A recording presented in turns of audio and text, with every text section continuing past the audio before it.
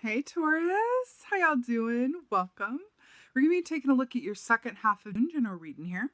So in the meditation, really fascinating. So the first thing I saw was a red-crowned crane fly into the film of meditation, because my meditation very much like a film that I'm watching. I see the red-crowned crane fly in. And then I'm taken to this beautiful Japanese garden, and it's beautiful and picturesque. And then I see this mudslide come in and fill up this beautiful garden with this thick, wet, juicy mud. And then I see this large pig, which is interesting. I was shown this as it's depicted as the Queen of Pentacles in the Lisa Robertson Animal Totem Tarot deck. So I was kind of seeing that image of Queen of Pentacles as the pig rolling in the mud and covered in the mud. And I saw it really, enjoying that sensation and being where it was. But then I saw the red-crowned crane kind of fly in and stand next to it and kind of look down on it and go, well, what's next? And what I'm getting from this is, first of all, kudos, because I feel like you have been doing a really beautiful job of being in the now moment, of embodying the now, of really enjoying the, physical pleasures of life and your experience. And, I feel like you've been, really enjoying yourself in some way, shape, or form. And it's brilliant and wonderful and lovely. I feel like the red crown crane, because red crown crane is very much about balance. It's a temperance energy, which is about balance, and it also speaks of the importance of setting clear boundaries with yourself and others, right? So I do feel like there's an imbalance that's coming up here for you. And with the red crown crane going, okay, great. You're really good at being an earth sign. You're really good at being an earth sign. You're really grounded. You're really rooted. You're really enjoying the sensual pleasures of life. You are being the absolutely best quintessential Taurus that you can possibly be. Henry, he keeps coming up in frame like that, trying to steal his show. I keep telling him I work alone. But what's next? I feel like you're being invited to consider what's next, which is really interesting. Because a lot of the times we are encouraged to be in the now moment, and that's brilliant, and that's wonderful, and that's always the way, right? But there's an aspect of this that goes, maybe a bit of an imbalance, where you're living so much for the moment that you're being invited to consider what could be off in the future, because there's an untapped potential that's starting to bubble up. And you're being encouraged to kind of visualize from that sphere. We can get very comfortable with what we know. And you're being alerted to the fact that the unknown exciting potential could be coming up down the line. Not immediately, but it's coming up down the... I'm hearing the autumn. That's for somebody. I just heard the autumn time. But it's like you're being woken to it now so that you have time to clean the mud off, take a shower, get you some moisturizing lotion, pick out an outfit, and get your mind right. Before, right? So it's a heads up of a potential that's coming down the line, and you're being invited to be an air sign. For a bit, be an air sign, which basically means use your mind to kind of think about clairvoyance, look at what could be down the road, and think about untapped potentials within and around you. What things have you not yet gotten to? What have you been meaning to do that you haven't done yet? What dreams did you leave on the side table that you want to bring to your forefront experience now? Because red crown crane energy is also about good fortune, good luck, and prosperity. I feel like this is a heads up because that's about to be in your atmosphere, right? And the universe is kind of tipping you off to it, which is really beautiful. So I'm very interested to see what your cards have to say. Let's take a look. Hey, Taurus. Let's go ahead and see what your animal energy is for the second half of animal energy for the set. Oh, 2 for 1. I'm here for it. And I'm so excited because I can see what they are. It's too good.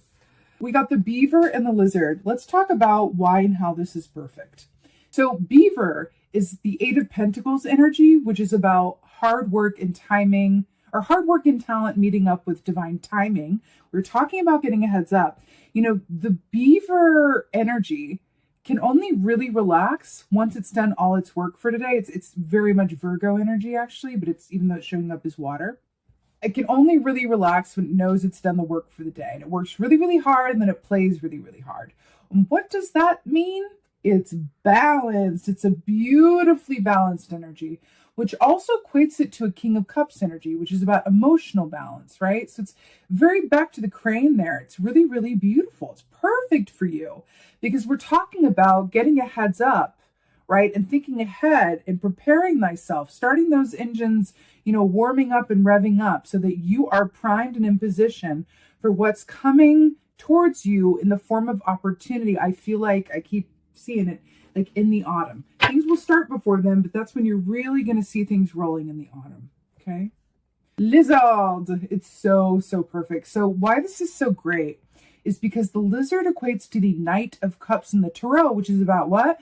Doing work that you love to do in emotionally fulfilling relationships. So I feel like in this context, on one hand, because the crane is about balance and prosperity, but remember I also said it's about setting boundaries with yourself and others. So on one hand, the lizard comes in as the Knight of Cups to say, okay, what is your relationship to the work that you do? Do you do it and you look up and time has flown? Would you do it even if you weren't paid for it? That is what the Knight of Cups is all about. The Knight of Cups loves his work in the same way and treats his work in the same way as he would someone that he loves, like romantically. That is a beautiful and rare thing. It's not about being work obsessed or being a workaholic. It's just like you wouldn't, be obsessed with a person. Ideally, you wouldn't be obsessed with your work, but it's about giving it the same love and space and time and attention as you would someone that you're in a romantic connection with. Treating your work like that. Now that is the dream, truly the dream. Not to come at it from a place of I have to or oh, it pays the bills, but to truly embark in work that doesn't feel like work because you love it, you have a relationship with it. It's like that. It's beautiful. And so then you have the beaver, which is all about work, but it's also about the beaver is doing the work as in the personal work, the work of self-growth and development, which leads us back to the crane of setting boundaries with and for yourself as well.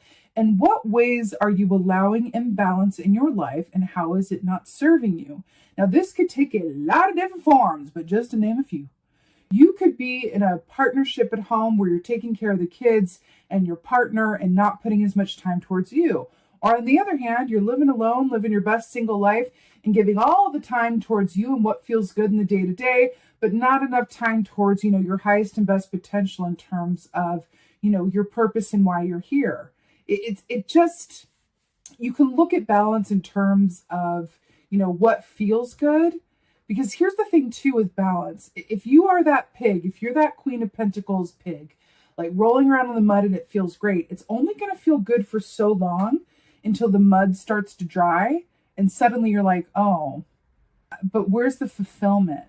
What is the legacy I'm leaving behind? How am I leaving a piece of the earth better than how I found it? And that's when the crane flew in the meditation and said, hey, let's visualize. Let's open it up. Let's think ahead. So the fact that you have these two is so perfect and brilliant. Let's see what's going on.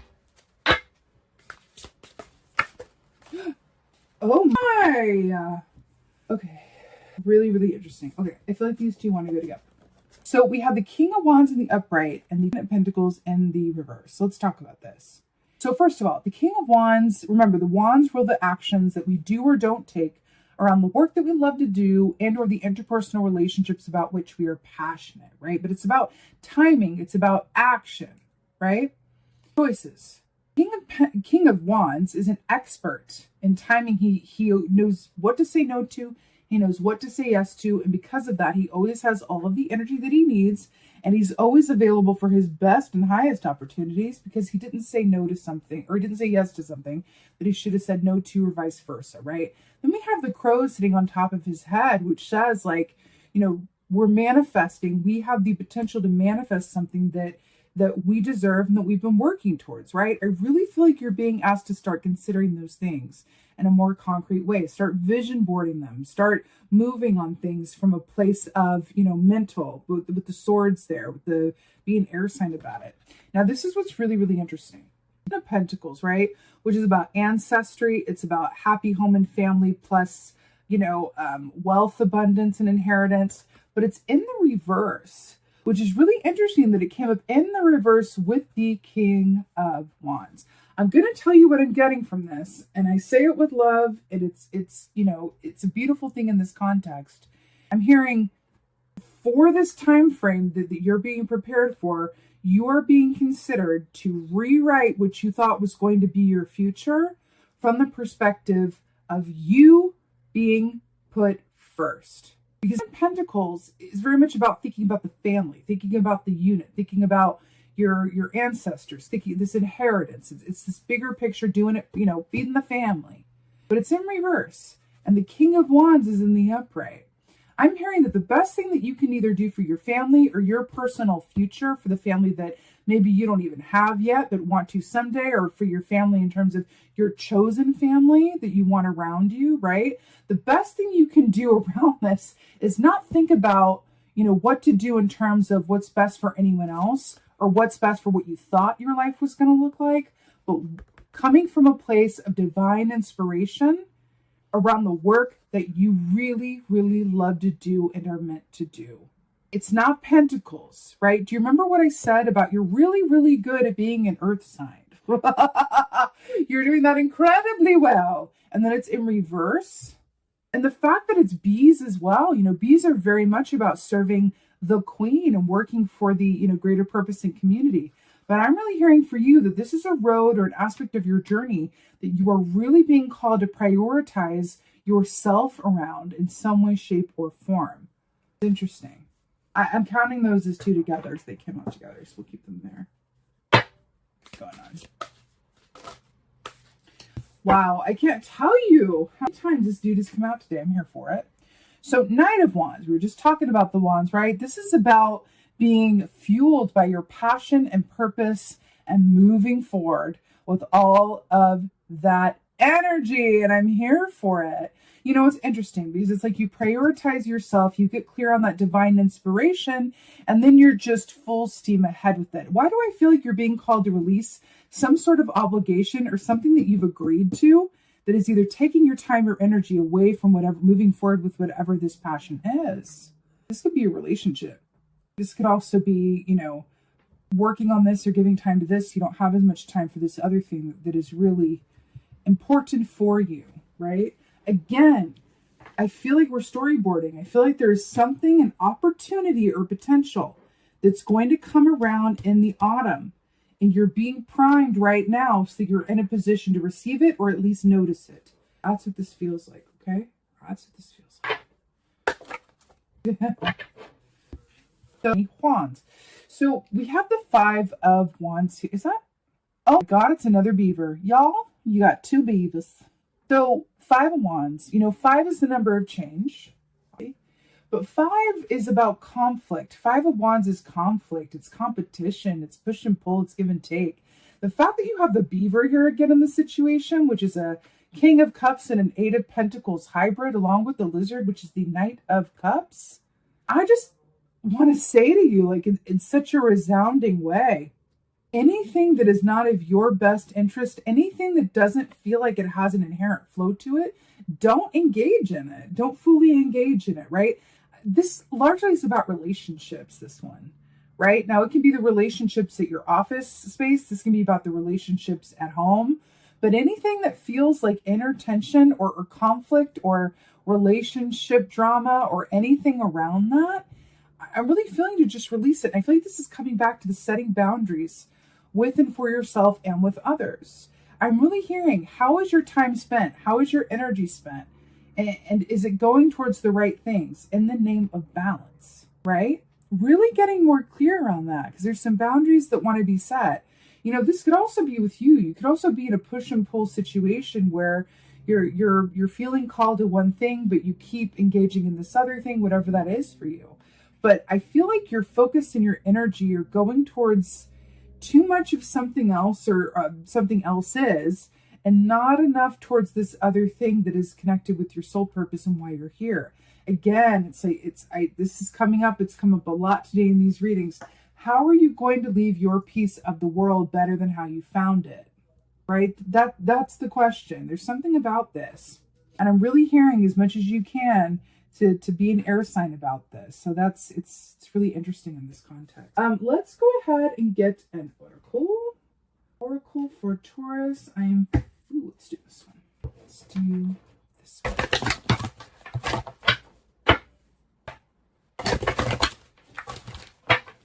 Right. Oracle for Taurus. Oh, God.